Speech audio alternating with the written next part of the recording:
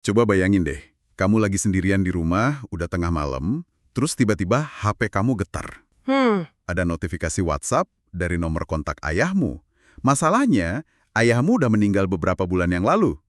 Pernah kepikiran nggak? Dan pesannya itu bukan sekedar salah kirim atau spam gitu. Bukan. Pesannya personal, singkat, dan gayanya itu persis banget kayak cara almarhum biasa ngechat.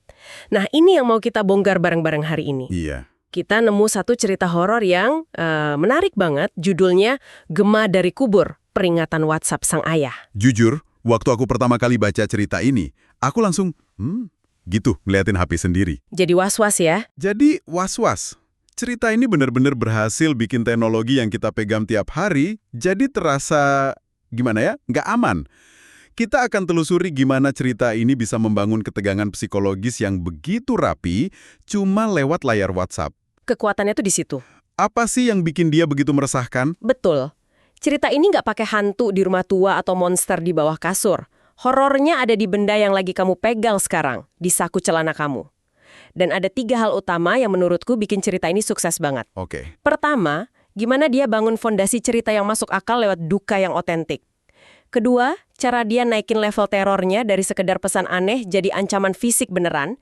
Dan yang ketiga, ini yang paling keren, gimana dia mainin ambiguitas yang bikin kita mikir terus bahkan setelah ceritanya selesai. Oke, kita mulai dari yang pertama ya, fondasi ceritanya. Semua ini kan berawal dari satu pesan yang simple banget, masuk jam 11 malam.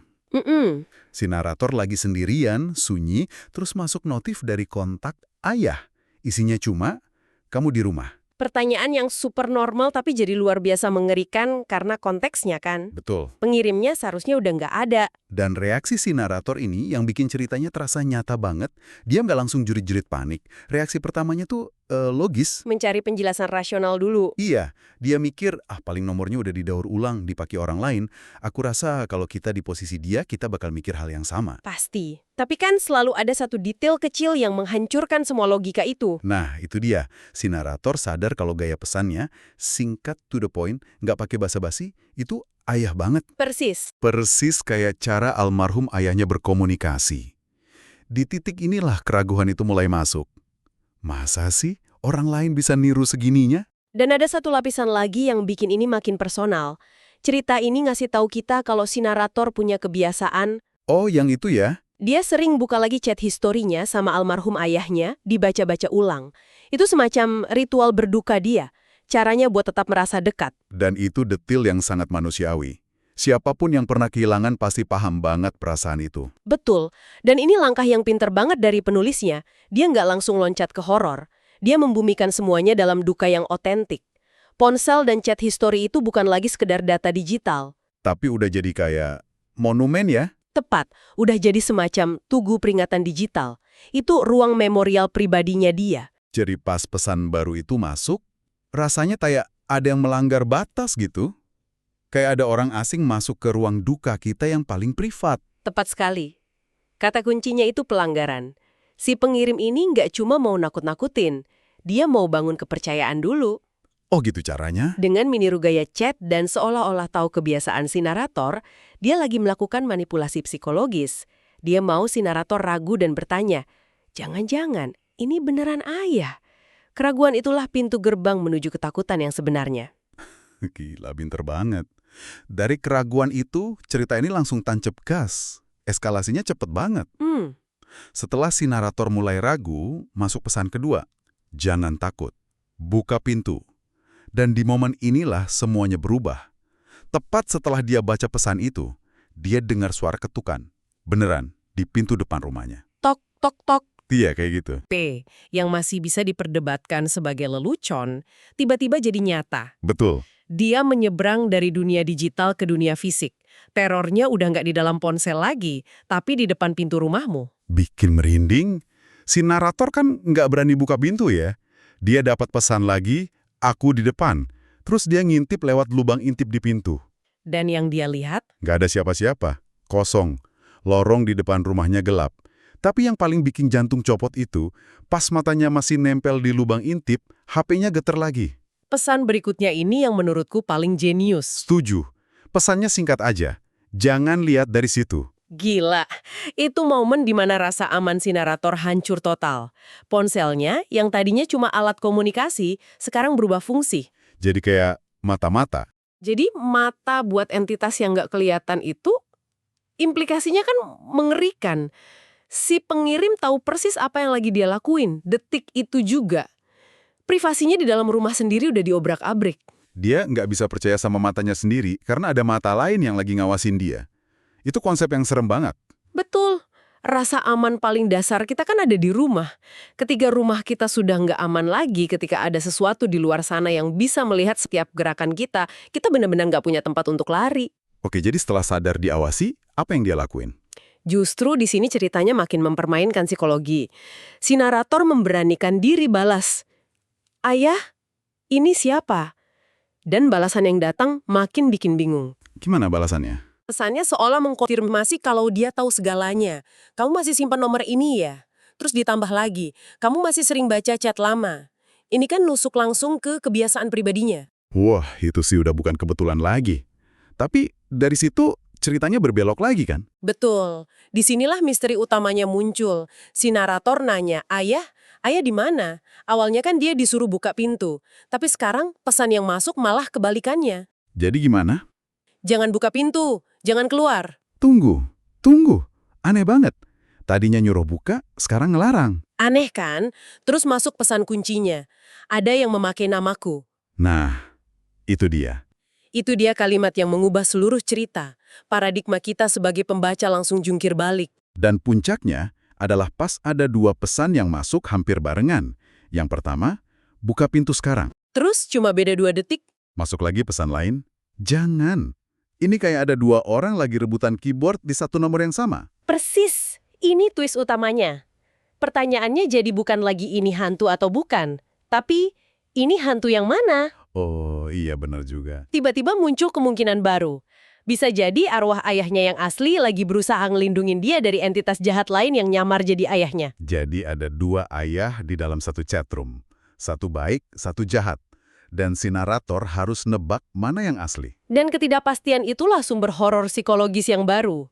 Ketakutannya bukan cuma karena ada sesuatu di luar pintu, tapi juga karena dia nggak tahu siapa yang harus dipercaya. Dan itu jauh lebih menakutkan sih. Jauh. Dan buat nunjukin kalau si peniru ini beneran bahaya, ceritanya nambahin detail horor klasik kan.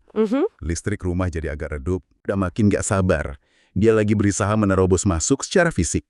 Setelah sadar ada dua entitas yang lagi perang di WhatsApp-nya, si narator lari ke kamar dan kunci pintu. Di sini ujian terakhirnya dimulai.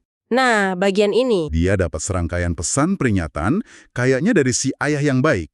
Isinya instruksi-instruksi yang aneh tapi spesifik. Aturan-aturan ini yang bikin ceritanya makin terasa mistis. Banget. Pesannya bilang, kalau kamu dengar suara memanggil namamu, jangan jawab. Klasik. Terus, kalau kamu dengar ketukan 3 kali, jangan balas.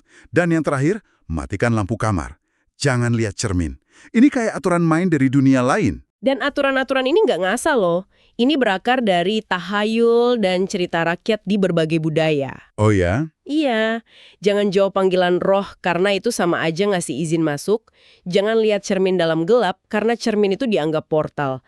Dengan memakai aturan-aturan ini, ceritanya jadi terasa lebih kuno dan mendalam. Oke, jadi si narator nurut. Dia matiin lampu, sembunyi di kamar yang gelap gulita. Dan di tengah keheningan itu, ujian pamungkasnya datang. Dia dengar suara dari balik pintu kamarnya. Suara yang dia kenal betul. Bukan lagi teks yang niru gaya ayahnya, tapi suara asli ayahnya. Oh, wow. Ini eskalasi terakhir dari si entitas jahat. Setelah gagal lewat teks, dia naikin level permainannya. Dia sekarang niru suara. Itu jauh lebih personal. Di suara orang yang kita sayang, itu langsung nembak ke hati. Kebayang banget konflik batinnya si narator. Di satu sisi ada peringatan di layar HP, sebuah logika bertahan hidup yang dingin. Di sisi lain ada insting buat merespon suara orang yang paling dia kangenin. Pertarungan brutal antara logika dan emosi. Benar. Dan pada akhirnya, ini jadi ujian soal kepercayaan. Dia mau percaya sama siapa? Sama memori emosionalnya tentang suara sang ayah? Atau sama peringatan digital dari sosok anonim yang juga ngaku sebagai ayahnya? Untungnya, dia milih buat percaya sama teks. Dia diem, nggak jawab, nahan diri semalaman dalam ketakutan. Sampai pagi. Sampai akhirnya adzan subuh kedengeran. Dan begitu fajar datang, semua gangguan berhenti. Suara hilang, garukan berhenti. Semuanya normal lagi. Cahaya pagi sebagai penyelamat itu kiasan yang umum ya di cerita horor. Kegelapan itu wilayahnya yang gaib, cahaya membawa kembali kewarasan. Dia selamat. Tapi ada satu hal yang jadi bukti kalau kejadian semalam itu nyata. Chat history di HP-nya masih ada. Oh, masih ada. Masih. Dan ada satu pesan terakhir yang masuk. Mungkin pas subuh itu. Pesannya singkat tapi dalam banget. Maaf, aku cuma bisa sampai sini. Pesan terakhir itu kuat banget efeknya. Seolah jadi konfirmasi kalau teori arwah pelindung itu benar. Iya kan? Seolah-olah ayahnya beneran datang, pakai sisa-sisa energinya buat ngelindungin anaknya, dan sekarang tugasnya udah selesai. Dan setelah pesan itu, nomornya nggak bisa dihubungin lagi. Hilang gitu aja? Profilnya hilang. Seakan-akan koneksinya ke dunia kita udah putus. Jadi ceritanya selesai dengan perasaan lega, tapi juga ganjel ya. Nah, itu dia. Akhirnya ngasih kelegaan, tapi nggak ngasih jawaban pasti. Si narator aman, tapi misteri intinya siapa yang jahat dan siapa yang baik tetap nggak terpecahkan 100%. Kita dibiarin debak-debak sendiri. Betul, dan justru karena nggak ada jawaban absolut, rasa nggak nyaman itu nempel terus di pikiran kita. Ketidakpastian itu yang bikin cerita ini jadi menghantui. Jadi, setelah kita bedah semua ini, intinya cerita ini cerdas banget ya. Dia ngegabungin duka yang nyata dengan teknologi modern. Dia nunjukin eskalasi teror yang mulus dari layar HP sampai ke dunia nyata. Dan yang paling penting, dia ngasih kita misteri dua entitas yang bikin kita mikir sebenarnya apa yang terjadi semalam. Dan pertanyaan besarnya tetap menggantung. Apakah itu beneran arwah seorang ayah yang datang dari alam baka untuk melindungi anaknya? Atau ini permainan psikologis yang jauh lebih jahat? Yang mungkin cuma satu entitas saja. Bisa jadi satu entitas yang memainkan dua peran sekaligus untuk mengacaukan korbannya. Cerita ini sengaja ngebiarin kita yang mutusin. Dan mungkin itu yang bikin dia begitu efektif.